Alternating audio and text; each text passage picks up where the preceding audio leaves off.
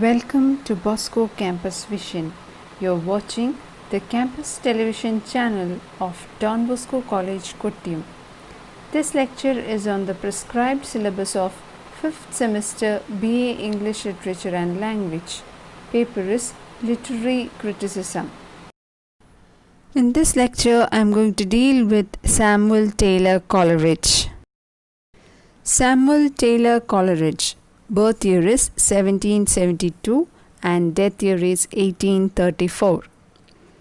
Samuel Taylor Coleridge is the first critic who applies psychology, philosophy, semantics and sociology to the analysis of poetry, and therefore he is rightly called the father of modern criticism. The criticism of Coleridge is a marked deviation from the conventional conception. He says that the real function of criticism is not to judge literature on the basis of the established laws, but to establish principles of writing.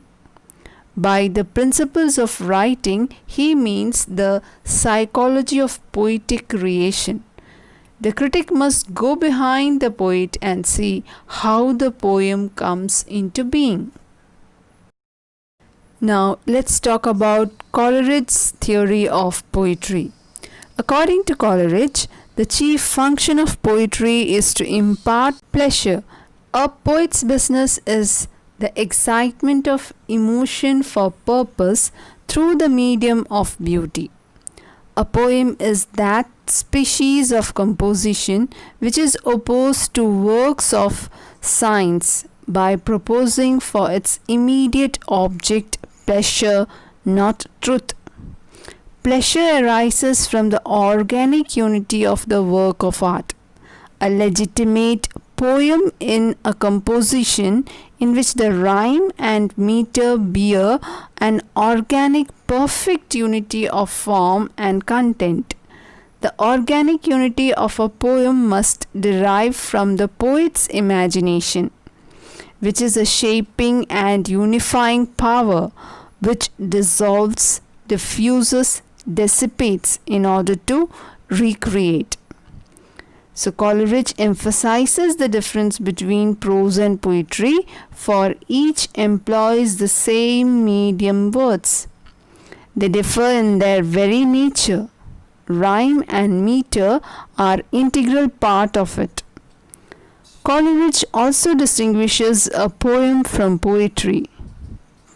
What he says is, poetry is the activity of the poet's mind, and poem is one of the forms of expression, a verbal expression of the activity in the poet's mind.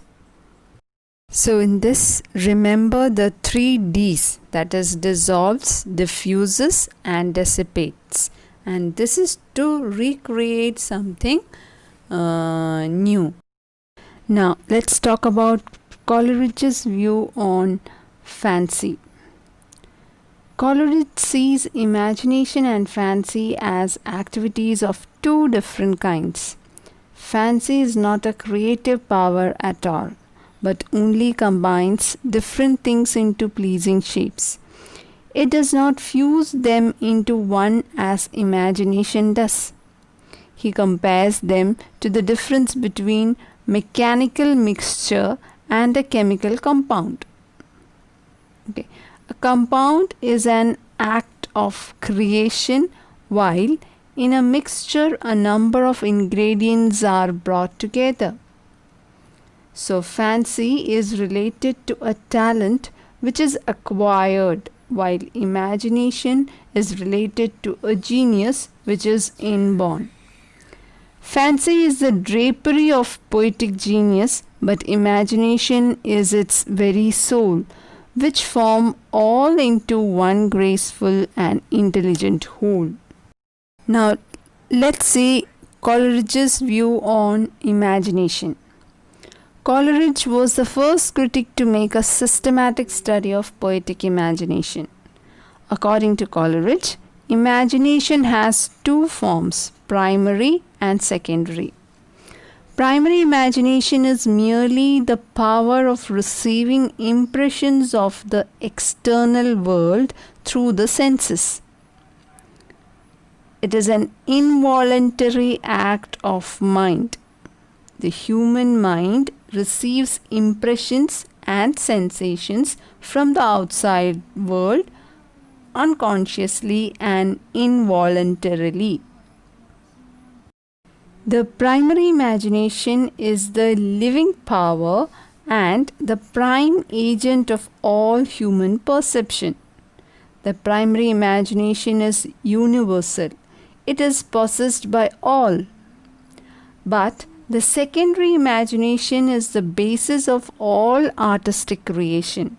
The secondary imagination is a power which harmonizes and reconciles opposites, and hence Coleridge calls it a magnetic synthetic power. So this is important. The difference, that is, this is called a magnetic synthetic power, and it dissolves, diffuses, dissipates in order to recreate.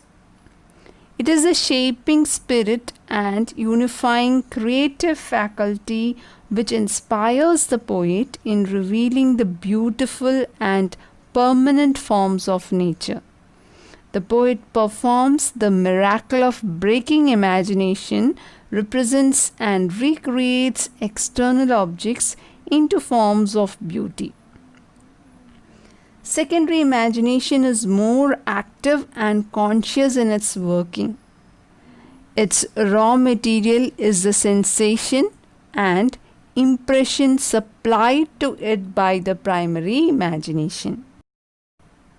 So these two types of imaginations are very important. You must know the difference between the primary imagination and the secondary imagination. Hope this is very clear to you. In this lecture, we studied theory of poetry, fancy and imagination, that is given by Coleridge. Do the given exercise and submit on time. Thank you.